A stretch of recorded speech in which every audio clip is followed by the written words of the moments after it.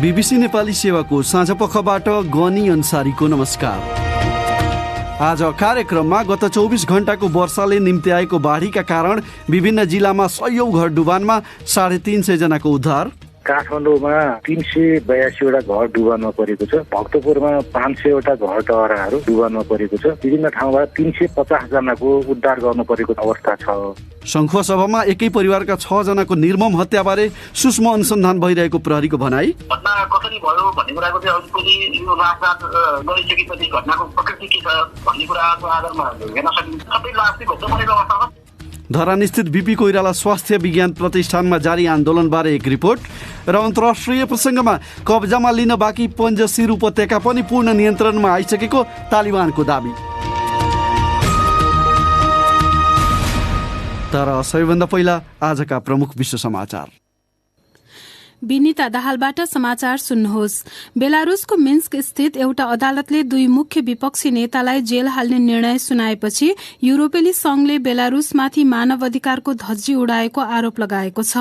युरोपेली आयोगका प्रवक्ताले अतिवाद र सत्ता हत्याउने प्रपञ्च रचेको आरोपमा जेल सजाय दिइएका विपक्षी नेत्री मारिया कोलेस्निकोवा र नेता माक्सिम नाकलाई तत्काल रिहा गर्न माग गरेका छन्। 11 र 10 वर्ष जेल सजाय दिइएका उनीहरू दुवैले आफूमाथिका अभियोगहरू अस्वीकार गर्दै आएका छन्। बीबीसीकी सारा रेन्सफोर्ड भन्छिन्, मारिया कोलेस्निकोवा र माक्सिम नाक विरूद्ध मुद्दाको सुनवाई भयो किनभने उनीहरू देशमै बसे। राष्ट्रपति विरूद्धका प्रदर्शनमा भाग लिएका अन्य थुप्रै विपक्षीहरूले मुद्दाको सामना गर्नुपर्ने भएका कारण देश छोडेर अन्यत्र गएका थिए। बीबीसीकी सारा रेन्सफोर्डको भनाई। कोलेस्निकोवाकी निर्वासनमा रहेकी बहिनीले विश्व नेताहरूलाई बेलारुसलाई आफ्नो एजेन्डामा राख्न आह्वान गरेकी छन्।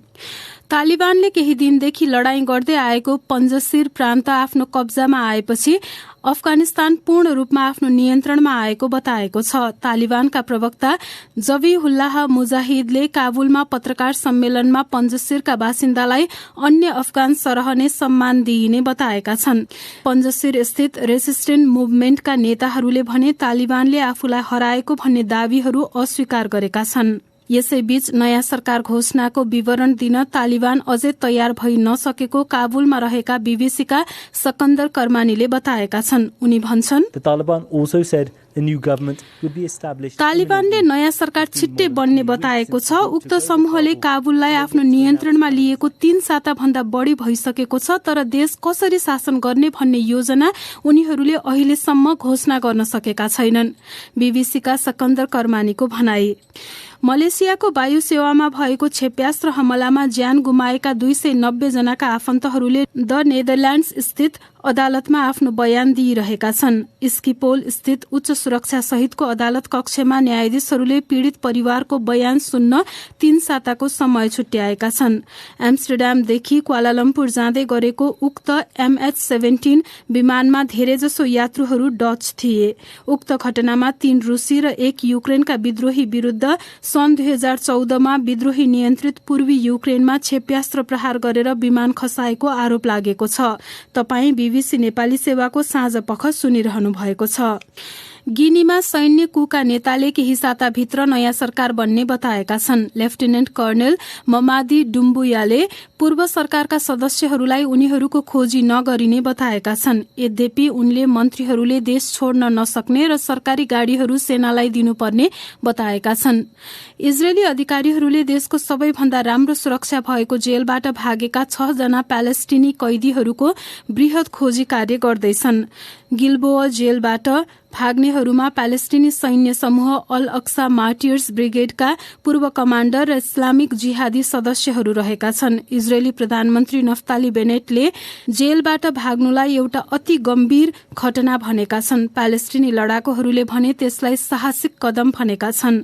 र कतारले गाजा क्षेत्रमा रहेका गरीब प्यालेस्टिनी परिवारहरू र कर्मचारीहरूलाई मानवीय सहायता रकम पुनः दिन थाल्ने बताएको छ। एकजना कतारका दूतले गाजालाई नियन्त्रण गर्ने हमास संगठनसँग भएको सम्झौता अनुसार उक्त सहायता रकम दिन लागिएको बताएका हुन्। उक्त सम्झौता अनुसार संयुक्त राष्ट्र संघ मार्फत उक्त सहायता रकम पठाइनेछ। कतारले गाजालाई प्रति महिना $10 लाख पठाउने गरेको थियो। यो बीबीसी नेपाली सेवा हो।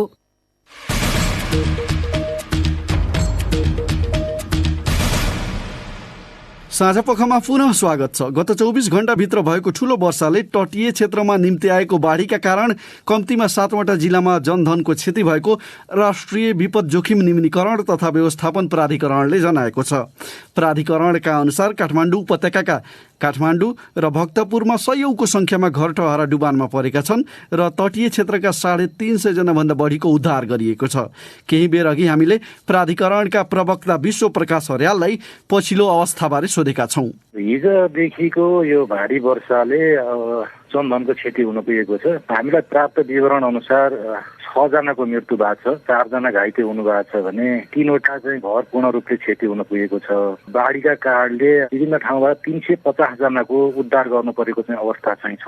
अनि डुबानको अवस्था चाहिँ त्यो डुबान क्षेत्रहरूमा जुन तटीय क्षेत्रहरूमा थिए उहाँहरूको उद्धार चाहिँ 350 जनाको लागि सुरक्षित स्थानमा चाहिँ स्थानान्तरण गरिएको चाहिँ अवस्था चाहिँ छ, उद्धार गरिएको छ। भने पछिल्लो 24 घण्टामा क्षति भएको भनेको टोल्पा, काठमाडौँ, भक्तपुर, म्याग्दी, मकवानपुर, जाजरकोट र प्युठान जिल्लामा केही क्षति हुन पुगेको छ। टोल्पा जिल्लामा 2 जनाको मृत्यु भएको छ, 2 जना घाइते हुनुहुन्छ। यो पहिरोको कारणले हो भने काठमाडौँमा 382वटा चाहिँ घर डुबानमा परेको छ भने त्यस्ता घर टहराबाट 138 जनालाई चाहिँ उद्धार गरिएको चाहिँ विवरण प्राप्त भएको छ। यसै गरी भक्तपुरमा 500वटा चाहिँ घर टहराहरू डुबाउन परेको र 150 जनालाई चाहिँ उद्धार गरिएको भन्ने जानकारी प्राप्त भएको छ। यसै गरी म्याग्दी जिल्लामा एउटा 45 किलोवाटको लघु जलविद्युत आयोजनाको पावर हाउसमा चाहिँ क्षति भएको, त्यो बगाएको भन्ने चाहिँ विवरण प्राप्त भएको छ। यसै गरी मकवानपुरमा 2 जनाको मृत्यु भन्ने छ। जाजरकोटमा पहिरोको कारणले 1 जनाको मृत्यु, 2 जना घाइते र एउटा घर चाहिँ क्षति भएको छ। यसै गरी प्युठानमा 1 जनाको मृत्यु, घर चाहिँ एउटा पूर्ण रूपले क्षति भएको छ। यो चाहिँ त्यो वर्षाको कारणले कच्ची घर चाहिँ भत्किएको चाहिँ अवस्था हो र चाहिँ त्यहाँ पुरिएर 1 जनाको मृत्यु भएको अवस्था चाहिँ। पछिल्लो बर्खाले राजमार्गहरूमा पुर्याएको क्षति वा अवरुद्धहरू भएको के छ विवरण? राजमार्गमा खास गरी बिहान केही समयको लागि पृथ्वी राजमार्ग, सिद्धार्थ राजमार्ग पनि अवरुद्ध भएको जानकारी प्राप्त भएको थियो भने अहिले ती सुचारू भइसकेको अवस्था छ। पोखरा बागलुङ खण्ड पर्वत जिल्लामा अवरुद्ध छ अहिले पनि भन्ने चाहिँ जानकारी छ भने लमजुङ जिल्लामा यो बेसीसर मनाङ सडक खण्ड चाहिँ अवरुद्ध भएको जानकारी छ पछिल्लो भने, अरू चाहिँ सुचारू भइसकेको अवस्था छ। राष्ट्रिय विपद जोखिम न्यूनीकरण तथा व्यवस्थापन प्राधिकरणका प्रवक्ता विश्व प्रकाश अर्याल। मनसुनको उत्तरार्धमा मौसमको एउटा विशिष्ट परिस्थिति बन्दा नेपालका विभिन्न भागमा पछिल्लो समय मेघ गर्जनसहित भारी वर्षा भएको विज्ञहरूले बताएका छन्। उनीहरूका अनुसार छोटो समयमा औसतभन्दा निकै धेरै वर्षा हुँदा शहरी क्षेत्रमा डुबान र बाढीको समस्या देखिएको हो। शहरी योजना सम्बन्धी विज्ञ चाहिँ खोला र नदी क्षेत्रमा अतिक्रमण हुँदा पनि समस्या निम्तिएको बताउँछन्। विष्णु पोखरेलको रिपोर्ट। आइतबार रातिदेखिको वर्षाले काठमाडौँ उपत्यका सहित देशका विभिन्न भागमा डुबान, बाढी र पहिरो निम्त्यायो। त्रिभुवन अन्तर्राष्ट्रिय विमानस्थलमा राखिएको वर्षा मापन यन्त्रको रेकर्ड अनुसार 24 घण्टाभित्र उपत्यकामा 121.5 मिलिमिटर वर्षा भएको जल तथा मौसम विज्ञान विभागले जनाएको छ। मनसुनका बेलामा राति प्राय मेघ गर्जने नभइकन वर्षा हुने गरेको मौसमविदहरूको भनाइ छ। तर विशिष्ट परिस्थिति भन्दा भारी वर्षा र चट्याङ दुवैको सम्भावना हुने गर्छ। यसपालि पनि मनसुन अन्त्य हुने बेलामा मेघगर्जनसहित भारी वर्षा हुनका लागि मौसमको एउटा विशेष परिस्थिति बनेको मौसमविदहरूको भनाइ छ। जल तथा मौसम विज्ञान विभागका एकजना मौसमविद मीन कुमार अर्याल। बंगालको खाडीमा सर्कुलेसन निम्न चापिय क्षेत्र विकास, त्यसले चाहिँ मोइस्चर जलवाष्पयुक्त हावा चाहिँ नेपालको दक्षिण पूर्व हुँदै सबैभन्दा धेरै केन्द्रित चाहिँ उपत्यका आसपास हाम्रो लुम्बिनी र गण्डकी र बागमती प्रदेशका वरिपरि चाहिँ बढी केन्द्रित गर्यो। अनि यहाँ 3-4 दिन अगाडिदेखि चाहिँ के थियो, यतापट्टि हाम्रो उपत्यका लगायत केही दिन यता चाहिँ गर्मी भइरहेको थियो। त्यो टेम्परेचर विगतका हप्ताहरूभन्दा सबैतिर बढेको थियो। यहाँ वास्तै तापक्रम बढेर स्थानीय वायुको प्रभाव पनि बढेको थियो। त्यो स्थानीय वायुले चाहिँ एउटा खालको वातावरण क्रिएट गरिरहेको थियो। यो कन्भेक्टिभ मेघ गर्जन सहितको वर्षा हुनलाई क्रिएट गरिरहेको थियो। केही क्रिएट गरिएको अवस्थामा वायुमण्डलबाट उताबाट बङ्गालको खाडीबाट पनि सिस्टम बनेर एउटा प्रणाली बनेर सट्टै आइदियो। एकजना चट्याङविद डाक्टर श्रीराम शर्माका भनाइमा बादलमा उथल पुथल भएपछि मेघ गर्जने र बिजुली चम्कने हुन्छ। नेपालमा प्राय दिउँसो 2 बजेदेखि साँझ 8 बजेसम्म मात्र धेरै चट्याङ पर्ने गरेकोमा राति कमै मात्र पर्ने उनको भनाइ छ। उनका अनुभवमा नेपालमा पहिले पनि राति ठूलो चट्याङ परेको पाइएको छ। त्यसैले आइतबार रातिको अवस्था एकदमै दुर्लभ भने होइन। कतिपय विकसित देशमा चट्याङको पूर्वानुमान गर्ने गरिन्छ, तर नेपालमा प्रविधि पनि नभएको र यहाँको भूगोलका कारण प्रविधिले पनि एकदमै सही विवरण दिन नसक्ने उनको भनाइ छ।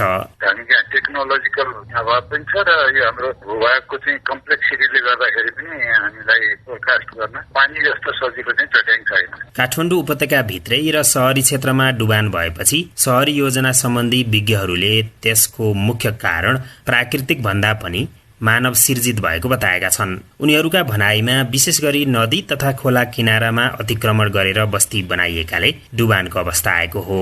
काठमाडौँ उपत्यका नगर विकास प्राधिकरणका पूर्व प्रमुख भाइकाजी तिवारी वास्तवमा भन्ने हो भने 2045 सालमा बहुदल आउनुभन्दा अगाडि काठमाडौँ उपत्यका भित्रका खोलाका दायाँ बायाँ डोल क्षेत्र भनेर घोषणा गरेर 100 मिटर खोलाका दायाँ बायाँ चाहिँ कुनै पनि निर्माण गर्न पाइन्न भनेर सरकारले निर्णय गरेको थियो। त्यसलाई अवज्ञा गरेकै कारण अहिले यो हामीले यो विपद खेप्न परेको हो। कुनै पनि यो शासन प्रणालीको कुरा होइन, यो विक्रेताको कुरालाई चाहिँ राजनीतिकरणले चाहिँ उल्लङ्घन गरेको कारणले यस्तो अवस्था आएको। तिवारीले सरकारले कानुन कार्यान्वयन नगर्ने र अझ राजनीतिक फाइदाका लागि निर्णयहरू उल्ट्याउने गरेकाले शहरी क्षेत्रमा डुबान देखिएको बताए। तिवारीले खोला घरमा पसेको भन्दा पनि खोलामा घर बनाएकाले यो समस्या आएको दावी गरे।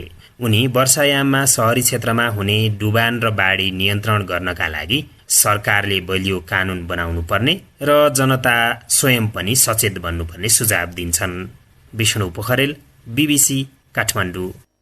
अर्को विषय, पूर्वी पहाडी जिल्ला सुङ्खो सभाको माडी नगरपालिकामा एकै परिवारका 6 जनाको हत्या भएको घटनाबारे सूक्ष्म अनुसन्धान थालिएको प्रहरीले जनाएको छ। प्रहरीका अनुसार धारिलो हतियार प्रयोग गरी सामूहिक हत्या गरिएको प्रारम्भिक अनुसन्धानले देखाए पनि अघि साँझसम्म कोही पक्राउ परेका छैनन्। विराटनगरबाट विक्रम निरौलाको रिपोर्ट। जिल्ला प्रहरी कार्यालय सङ्घसभाका अनुसार आज बिहान करिब 10 बजे मादी नगरपालिका वडा नम्बर 1 घर भएका बौद्धमान कार्कीको परिवारका 6 जना मृत अवस्थामा फेला परेका थिए। 85 वर्षीय बौद्धमान कार्कीले आज बिहान उठेर हेर्दा आफ्नै श्रीमती घरमै मृत अवस्थामा भेटेपछि आफन्तलाई खबर गरी खोज तलास गर्दा परिवारका अन्य 5 जना सदस्य पनि मृत अवस्थामा भेटिएको बताइएको छ। मृत फेला पर्नेमा बौद्धमानकी श्रीमती 84 वर्षीय पार्वती कार्की, छोरा 52 वर्षीय तेजबहादुर कार्की, बुहारी 52 वर्षीय कमला कार्की, नातिनी बुहारी 32 वर्षीय रञ्जना कार्की र पनाती 11 वर्षीय दिपेन कार्की र पनातिनी 7 वर्षीय गोमा कार्की रहेको प्रहरीको भनाइ छ। उनीहरूको शव घर र घर नजिकैको सडक, बारी र खोल्सामा छुट्टा छुट्टै स्थानमा भेटिएको थियो। नाति रमेश कार्की भने वैदेशिक रोजगारीका क्रममा मलेसियामा रहेको बताइएको छ। घटनास्थल सदरमुकाम खामदारीबाट करिब 100 किलोमिटर टाढा पर्दछ। आज अपराह्न घटनास्थल मादी पुगेका जिल्ला प्रहरी कार्यालय शङ्खसभाका प्रहरी नायब उपरीक्षक लालधोज सुवेदीले त्यहाँको अवस्थाबारे भने घरभन्दा 200 मिटर 100 मिटर 50 मिटरको डिफेन्समा जम्मा 5 जनाको लास देखिएको छ र एकजना चाहिँ घरमै छ भित्र। घटना कसरी भयो भन्ने कुराको चाहिँ अलिकति यो लासरात गरिसकेपछि घटनाको प्रकृति के छ भन्ने कुराको आधारमा हेर्न सकिन्छ। सबै लास चाहिँ घट्नु परेको अवस्थामा 150 मिटर टाढा छ एउटा घर चाहिँ। घटना भएको भन्दा मुन्तिर पनि एउटा घर छ 200 मिटर तल होइन, तपाईँ यो टाढामा 2टा घर फुट्टो अवस्थामा छन् क्या, थाहा पाउने अवस्था देखिँदैन। 85 वर्षीय बौद्धमान कार्की भने सकुशल रहेको बताइएको छ। उनले घटनाबारे आफूले बिहान मात्र थाहा पाएको र अरूलाई खबर गरेको बताएको डिएसपी सुवेदीले बताए। बिहान चाहिँ अब घरको एउटा वृद्ध अवस्थामा भइदिएको त बुवा चाहिँ बिहान उठेर हेर्दाखेरि आमालाई चाहिँ के गर्नुभयो त बाहिर लडिरहेको अवस्था देखेपछि आफन्तहरूलाई बोलाउन थाल्नुभयो। उहाँले हल्ला गरेर बोलाइसकेपछि त्यसपछि त्यहाँ लडेको अवस्था भेटियो। अनि बाँकीहरूलाई खोजतलास गर्ने क्रममा अनि वरिपरिका यी सिनहरूमा चाहिँ देखिएको भनेर भन्नुहुन्छ बुवाले। बुढामा चाहिँ 6:30 सुतेको भनेर भन्नुहुन्छ, खाना खाएर म त सुतिहालेँ, केही थाहा छैन भन्ने खाने कुरा भएको। हामी विषय सोध्नु गर्दैछौँ। कार्कीको घर नजिकै अरू घर नभएका कारण कसैले पनि घटनाबारे थाहा नपाएको बताइएको छ। प्रहरीले घटनाको सूक्ष्म अनुसन्धान थालिएको र त्यसका लागि चिकित्सक र तालिमप्राप्त कुकुरसहितको अनुसन्धान टोली घटनास्थल पठाइएको 1 नम्बर प्रदेश प्रहरी कार्यालय विराटनगरले जनाएको छ। सामूहिक हत्या किनेर कसले गर्यो भन्ने कुनै सुराग पाइ नसकेको प्रहरीको भनाइ छ। विक्रम निरौला, BBC, विराटनगर।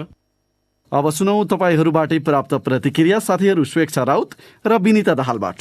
झण्डै 60 अर्ब रुपियाँ बराबरको अमेरिकी अनुदान मिलेनियम च्यालेन्ज कर्पोरेसन MCC सम्झौता संसदबाट पारित गर्ने पक्षमा सरकार रहेको विवरणहरू आइरहेका छन्। तर उक्त सम्झौताबारे विभिन्न प्रश्न उठेका छन् अनि त्यसबारे थप प्रश्न गर्न सरकारले अमेरिकी पक्षलाई पत्राचार गरेको छ। यसबारे तपाईको धारणा के छ भनी सामाजिक सञ्जाल फेसबुक र ट्विटरमा हामीले सोधेको प्रश्नमा हामीलाई थुप्रै प्रतिक्रिया प्राप्त भएका छन्। ती मध्ये केहीलाई हामी यहाँ प्रस्तुत गर्दैछौं। बझाङबाट वीरेन्द्र प्रसाद जोशीले लेखेका छन्, देशलाई अहित हुने बुदा छन् भने त्यसको सम्बोधन गरेर देश र नागरिकको हितमा छ भने पारित गर्दा फरक नपर्ला कि? छवि रमण अधिकारीको धारणा छ, नेपालको हात तल पर्ने खालका या नेपालको अहित हुने खालका कुनै पनि सहयोग कार्यक्रम स्वीकार्नुहुन्न। MCC का बारेमा उठेका प्रश्न र आशंका पूर्ण रूपमा निरूपण नभई पारित गर्ने काम सरकारले गर्नुहुँदैन। टेकनारायण रेग्मीलाई पनि सम्झौताबारे स्पष्ट नभई संसदबाट पारित गर्न हुँदैन भन्ने लागेको रहेछ। उनी लेख्छन्, सम्झौतामा रहेको सुरक्षा र नियन्त्रण सम्बन्धी गम्भीर प्रकृतिका केही बुदाका बारेमा नेपाल पक्षको बलियो शर्तहरू उल्लेख नगरी कुनै पनि हालतमा सदनबाट पारित गरिनु हुँदैन। किशोर अवस्थीलाई चाहिँ MCC बारे धेरैलाई थाहै नभएको भन्ने लागेको रहेछ। उनी प्रश्न गर्छन्, पहिला MCC के हो, नेपालमा यसको आवश्यकता किन पर्यो, यसको दूरगामी प्रभाव कस्तो हुन्छ, संसदबाट अनुमोदन गराउनुको कारण के हो? यस्ता यावत अनुत्तरित प्रश्न नेपाली जनतामाझ रहेका छन्। यी अनुत्तरित प्रश्नको नेपालीले बुझ्ने गरी नेपालको सार्वभौम सत्तामा कुनै पनि किसिमको आँच आउने छैन भनेर विश्वास दिलाउनुपर्छ। रत्न संसार श्रेष्ठले ट्विटरमा लेखेका छन्, MCC को सम्झौता राम्ररी पढे आफै बुझिनेमा सरकारले अमेरिकी सरकारलाई सोध्नु कमजोरी हो। लक्ष्मण बहादुर सुनारले लेखेका छन्, आखिर यो MCC के हो, जनताहरूले चौतर्फी विरोध गर्दा पनि सरकार किन पारित गर्न खोज्दैछ? नारायण गौतमलाई पनि MCC मार्फत दबाब दिन खोजिएको भन्ने लागेको रहेछ। उनले प्रतिप्रश्न गरेका छन्, अमेरिकाले हामी रकम दिन्छौं, नेपाल आफ्नै विवेकले खर्च गरोस् भन्न किन नसकेको? गणेश प्रसाद नेउपानेलाई MCC संसदबाट पारित हुन हुँदैन भन्ने लागेको रहेछ। उनी लेख्छन्, सहयोग गर्ने राष्ट्रले दबाब दिएर सहयोग लिऊ भन्ने हो र? भीम थापाले लेखेका छन्, नेपालमा अमेरिका लगायत सम्पूर्ण विश्वको लगानी ल्याउन पाइन्छ, तर ती लगानीका नियम तथा प्रावधानहरू नेपाल वा छिमेकी राष्ट्र विरुद्ध कुनै पनि किसिमका समस्या वर्तमान र भविष्यमा उत्पत्ति नहुने किसिमको हुनुपर्छ। जगदम्बा पाठकले लेखेका छन्, MCCबाट देशलाई हुने फाइदा वा हानिको बारेमा जनतालाई सुसूचित गर्नुपर्ने हो। सरकारले अमेरिकालाई पत्र पठाउनुको अर्थ सरकार आफै स्पष्ट छैन यो सम्झौताको सम्बन्धमा भन्ने कुरा देखिन्छ। तपाई BBC नेपाली सेवाको साँझ पख सुनिरहनु भएको छ। अब नेपाल बाहिरको एउटा विषय।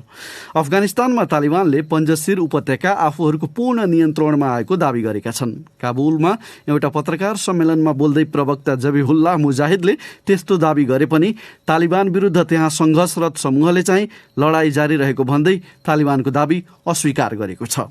BBC विवरणमा आधारित रिपोर्ट सुनौ विनिता दाहालबाट। तालिबानका एक प्रवक्ताले विजयको दावी गर्दै उनकै शब्दमा देशलाई पूर्णतः युद्धको दलदलबाट निकालिएको बताएका छन्। सामाजिक सञ्जालमा देखिएका तस्विरहरूमा प्रान्तीय गभर्नरको कार्यालयको मुख्य द्वार अघि तालिबान लडाकुहरू देखिन्छन्। तर तालिबानको प्रतिरोध गरिरहेको national resistance front of Afghanistan NRF ले तालिबानको दावीको खण्डन गरेको छ। उक्त समूहको ट्विटरमा भनिएको छ, NRF का सैनिकहरू युद्धलाई निरन्तरता दिन उपत्यकाका सबै रणनीतिक स्थानमा छन्। हामी अफगानिस्तानका जनतालाई आश्वस्त पार्न चाहन्छौं कि न्याय र स्वतन्त्रता कायम नभएसम्म तालिबान र तिनका साझेदार विरुद्धको संघर्ष जारी रहन्छ। यसअघि तालिबान विरुद्ध युद्ध गरिरहेको प्रतिरोधी समूहका नेता अहमद मसूदले आफू शान्ति वार्ताका लागि तयार भएको बताएका थिए। वार्ताबाट समाधान खोज्न धार्मिक नेताहरूले ल्याएको एउटा प्रस्तावप्रति आफू सकारात्मक भएको जनाउ दिँदै उनले तालिबानलाई आफ्नो आक्रमण रोक्न आह्वान गरेका हुन्। विद्रोहीहरूको गढ मानिएको पञ्जसिरमा तालिबान तीव्र गतिमा बलियो बन्दै गरेको विवरण आएको थियो। राजधानी काबुलबाट उत्तरमा अवस्थित उक्त प्रान्तमा तालिबान शासनको प्रतिरोध हुँदै आएको छ। विनिता दाहाल। फेरि नेपाल र चर्चा संघीय राजधानीमा विद्यालय सञ्चालनबारे काठमाडौँ जिल्लामा कोभिड महामारीका कारण विद्यार्थीहरूको भौतिक उपस्थिति बिना कक्षा सञ्चालन हुँदै आएका विद्यालयहरू खोल्ने निर्णय गरिएको छ। अधिकारीहरूका अनुसार अभिभावक सङ्घ समेत सहभागी बैठकले कोभिड संक्रमणबारे अबको एक साताको समीक्षा गरी विद्यालयहरूलाई सञ्चालनमा ल्याउने निर्णय गरेको हो। हामीले काठमाडौँका प्रमुख जिल्ला अधिकारी काली प्रसाद पराजुलीलाई संक्रमणको स्थिति हेरेर के तपाईँहरूले यो निर्णय उल्टाउन पनि सक्नुहुन्छ भनेर सोधेका छौँ। सिचुएसन चाहिँ एबनर्मल हो, फेरि संक्रमण दर बढ्दै गयो भने त अब विद्यालय मात्र होइन हामीले अरू सेक्टर पनि बन्द गर्नुपर्ने हुन्छ। त्यो भएको हुनाले अब यो अहिले 1-2 दिनको डाटालाई एनालाइसिस गरेर मात्र पुग्दैन, एक हप्ता हामीले 10 दिन चाहिँ हेरौँ भन्ने हिसाबले नै निर्णय गरे हौँ। अब कतिपय नगरपालिकाले विद्यालय सञ्चालन गर्नु भएको छ, कतिपय सञ्चालन गर्ने तयारीमा हुनुहुन्थ्यो। त्यो भएको हुनाले एकरूपता कायम होस्, असोज 1 गतेदेखि गरौँ र अब 10 जुलाईसम्म चाहिँ एउटा वार्म अप हुन्छ विद्यालय खोल्ने भन्ने भयो। अब आफ्टर दसैँ तिहार पछि चाहिँ अनि निश्चित रूपमा पठन पाठन हुन्छ भन्ने हिसाबले नै हाम्रो सहमति भएको छ। कतिपय जनस्वास्थ्यविदले अहिलेलाई हतार नगरौँ, कमसेकम दसैँ तिहारसम्म हेरौँ भनेर सुझाव पनि दिँदै आएका छन्। त्यो पाटोमा पनि छलफल भयो कि भएन आजको बैठकमा? होइन, त्यो छलफल भएको छ र अब त्यहाँ विद्यालयको शिक्षाको प्रतिनिधिहरूले त्यही भन्नुभएको छ। अब कतिपय विद्यालयको भौतिक अवस्था बिग्रेको छ, त्यहाँ मर्मत सम्मारका कुराहरू गर्नुपर्ने हुन्छ। 10-15 दिन चाहिँ अब यो टाइम पाइयो भने आफ्टर दसैँ चाहिँ सञ्चालन गर्न सकिन्छ। अब कतिपय विद्यार्थीहरू काठमाडौँ उपत्यका बाहिर जानु भएको छ होइन, अब अलिकति अहिलेदेखि विद्यालय खोल्छ भन्ने मनस्थिति भयो भने आफ्टर दसैँ चाहिँ उहाँहरू पनि आएर विद्यालय खोल्न सकिन्छ भन्ने हिसाबले नै हामीले त्यो निर्णय गरेका हौँ। अब अन्त्यमा विद्यालयहरू पुनः सञ्चालनमा आइसकेपछि जनस्वास्थ्यका मापदण्ड लगायतका विषयलाई चाहिँ अनुगमन कसरी गरिनेछ? अब अहिले पनि कतिपय नगरपालिकाले जस्तै आज शङ्करापुरको 1, 2, 3, 4, 5 मा चाहिँ कोरोना संक्रमणै छैन, 0 भन्ने कुरा आयो होइन। अब हामीले अहिले फोकस गरेको चाहिँ जहाँ कोरोना संक्रमण दर छैन, 0 छ, त्यहाँ सबै टिचर र अभिभावकले भ्याक्सिनेटेड भइसक्नुभयो त्यस्तो हकमा चाहिँ, र त्यो विद्यालयहरू अब अरूबाट आइसोलेटेड छन् भने त्यस्तोमा गर्ने भन्ने मेन प्रायोरिटी दिएको हो। र अहिले अनलाइन कक्षाबाट चाहिँ करिब 40% मात्रै विद्यार्थी समेटिएको देखियो र 60% चाहिँ यो अनलाइन कक्षाबाट पनि वञ्चित भएको र आधा वर्ष गइसकेको अवस्थामा जहाँ कोभिड छैन त्यहाँ चाहिँ सञ्चालन गर्न सक्ने भन्ने हिसाबले निर्णय भयो। काठमाडौँका प्रमुख जिल्ला अधिकारी काली प्रसाद पराजुली। फेरि नेपाल। पूर्वी नेपालमा स्वास्थ्य सेवाको मेरुदण्डको रूपमा हेरिने बीपी कोइराला स्वास्थ्य विज्ञान प्रतिष्ठानका चिकित्सकहरूले आन्दोलन गरिरहेको आज 84 दिन पुगेको छ। गत साउन 20 गते सरकार र आन्दोलनरत चिकित्सक बीच भएको सहमति कार्यान्वयन नभएको भन्दै प्रतिष्ठानमा आकस्मिक र कोभिड सेवा बाहेक सबै सेवा अहिले ठप्प पारेर पुनः आन्दोलन जारी राखिएको छ। तर स्वास्थ्य मन्त्रालयले आन्दोलनरत चिकित्सकका सबै माग पूरा गर्न नसकिने जनाएको छ। उमाकान्त खनालको रिपोर्ट। प्रतिष्ठानमा पदाधिकारी नियुक्त गर्दा राजनैतिक प्रभावमा नियुक्त नगरी वैधानिक प्रावधान राखेर नियुक्त गर्नुपर्ने उपकुलपति doctor Gyanendra Giri, registrar doctor Mohanchandra Regmi, rector doctor Guru Khanal र निर्देशक डाक्टर गौरीशंकर शाहको राजीनामा तथा प्रतिष्ठानमा भएका भ्रष्टाचारको छानबिनको माग राखेर गरिएको चिकित्सकहरूको आन्दोलन जारी छ। सोही आन्दोलनलाई रोक्न भन्दै गत साउन 20 गते सरकारी वार्ता टोली र बीपी प्रतिष्ठानमा आन्दोलनरत संयुक्त संघर्ष समिति बीच 6 बुँदे सहमति भएको थियो। प्रतिष्ठानका सम्बन्धमा बनेका प्रतिवेदनहरू सार्वजनिक गरी कार्यान्वयनको प्रक्रिया अगाडि बढाउने तथा प्रतिष्ठानका 4 जना पदाधिकारीहरूलाई पदबाट हटाउन सकिने व्यवस्थाको प्रक्रिया सुरु गर्ने लगायत सहमति कार्यान्वयन नभएको भन्दै चिकित्सकहरूले आकस्मिक र कोभिड सेवा बाहेक सबै सेवा ठप्प पारेका छन्। प्रतिष्ठान शुद्धिकरण अभियान संयुक्त संघर्ष समितिका संयोजक डाक्टर सूर्य प्रसाद रिमाल। उहाँहरू 4 जनाले मात्रै यसलाई ध्वस्त पारेको होइन, हामी पनि त्यसमा संलग्न छौँ होला। योभन्दा अगाडिको पदाधिकारी पनि संलग्न हुनुहुन्छ र त्यसको बारेमा विस्तृत अध्ययन गरेर को दोषी छन् सबैलाई कारबाही गर्ने एउटा उच्च स्तरीय र अधिकार सम्पन्न आयोग बन्नुपर्छ। विभिन्न निकायबाट अहिलेसम्म बनेका प्रतिष्ठान सम्बन्धी सबै प्रतिवेदन सार्वजनिक गर्दै भ्रष्टाचार गर्नेमाथि कारबाही हुनुपर्ने उनले बताए। चिकित्सा शिक्षा आयोगले बनाएको रिपोर्ट सार्वजनिक गर्न सकिन्छ। वैकुण्ठ अर्याल सचिव स्तरको प्रधानमन्त्री लेभल कार्यालयबाट आएको मान्छेको त्यही दिन सार्वजनिक गर्ने, चिकित्सा शिक्षा आयोगको सार्वजनिक गर्न किन नमिल्ने? आजै गर्न मिल्छ, त्यो गरे हुन्छ। त्यस्तै अख्तियार अदालतलाई यहाँ भएका स्वास्थ्य र शिक्षाको भ्रष्टाचार चाहिँ अलिक फास्ट ट्र्याकमा गरिदिनु पर्यो भनेर अनुरोध गर्न सकिन्छ। सकिन्छ। प्रतिवेदन सार्वजनिक गर्नका लागि मन्त्रालयले छानबिन समिति बनाउने निकायसँग समन्वय गरिरहेको स्वास्थ्य मन्त्रालयका सचिव डाक्टर रोशन पोखरेलले बताए। जुन सम्बन्धित निकायले गर्न जाने भने हामीलाई भन्नुभयो हाम्रो कमिटीहरूले निकाल्यो, अरू कमिटीहरूले प्रधानमन्त्रीकोमा बुझाएको छ, तीबाट निक्लिनु पर्यो भन्ने कार्यमा हामीले समन्वय गरिरहेका छौँ। प्रतिष्ठानको नियमित सेवा प्रवाहमा अवरोध नगर्न स्वास्थ्य मन्त्रालयले सूचना जारी गरेर आग्रह गरिसकेको छ। तर त्यहाँका चिकित्सकले चाहेको जस्तो माग सम्बोधन गर्न नसकिने मन्त्रालयका सचिव डाक्टर पोखरेल बताउँछन्। उहाँहरूले जे भने त्यति गर्न गाह्रो हुन्छ होइन। पदाधिकारीहरूको राजीनामा भन्नुहुन्छ, उहाँहरू बनाउनुहुन्छ, मन्त्रालयले बनाउने कमिटीमा उहाँहरूले नाम भन्नुहुन्छ, एक दिन 3टा नाम दिनुहुन्छ, त्यो थप्दियो, फेरि अर्को 3टा नाम दिनुहुन्छ। यसरी बारम्बार पटक चेन्ज चाहिँ गाह्रो हुन्छ। अब यो चाहिँ फुल मन्त्री आएपछि क्याबिनेट विस्तार भएपछि अलिकति सजिलो होला सिनेटको चाहिँ। प्रतिष्ठानका चिकित्सकले राजीनामा मागेका पदाधिकारी मध्ये रजिस्ट्रार डाक्टर मोहनचन्द्र रेग्मीले राजीनामा दिइसकेका छन्। उमाकान्त खनाल, BBC, झापा। आजको अन्तिम विषय, कोरोना भाइरस महामारीका कारण घरमै बस्नु पर्दा उकुस भएका कतिपय महिलाले तीजलाई बाहिर आउने र साथी सङ्गीलाई भेट्ने एउटा अवसरका रूपमा लिइरहेका छन्। तर कोभिड महामारी नसकिएका कारण जनस्वास्थ्य सम्बन्धी मापदण्डको अनिवार्य पालना आवश्यक हुने कतिपय बताउँछन्। विभिन्न सङ्घ संस्था र व्यक्तिले हप्तौ पहिलादेखि नै आयोजना गर्ने दर खुवाउने कार्यक्रमलाई लिएर कतिपयले चिन्ता पनि व्यक्त गरिरहेका छन्।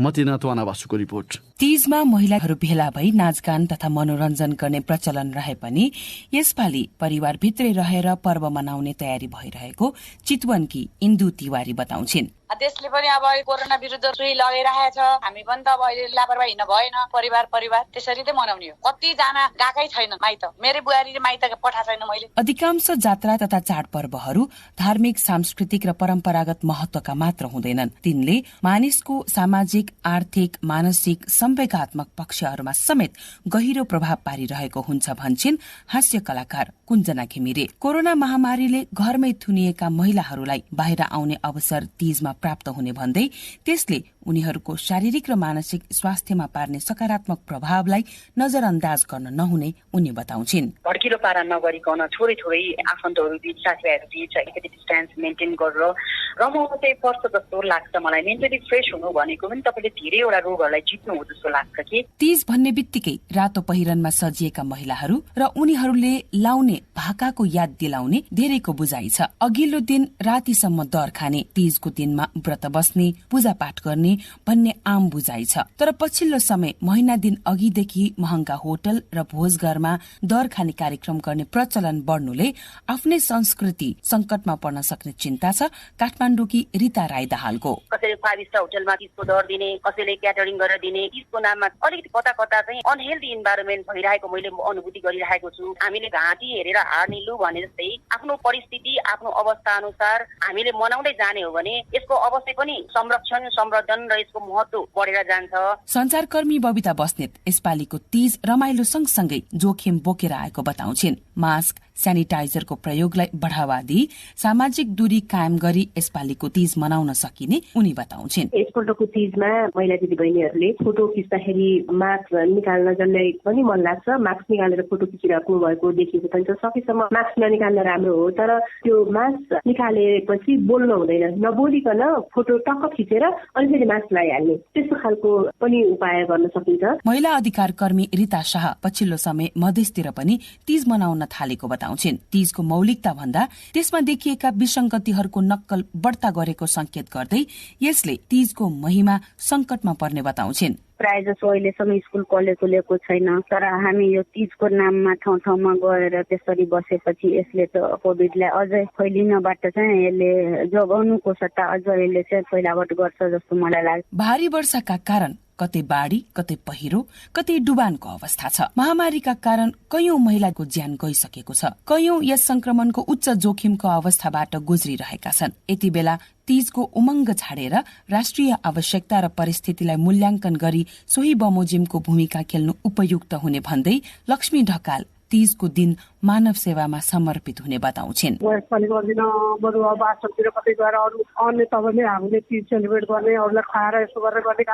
चाडपर्वको बहानामा बढ्दै गइरहेको जमघटले आफ्नो र परिवारको ज्यान जोखिममा पर्ने भन्दै खोप नलिएकाले मात्र होइन, लिइसकेकाले पनि उच्च सतर्कता अपनाउनै पर्ने जानकारहरू बताउँछन्। मतिना त्वानावासु, BBC काठमाडौँ। यसका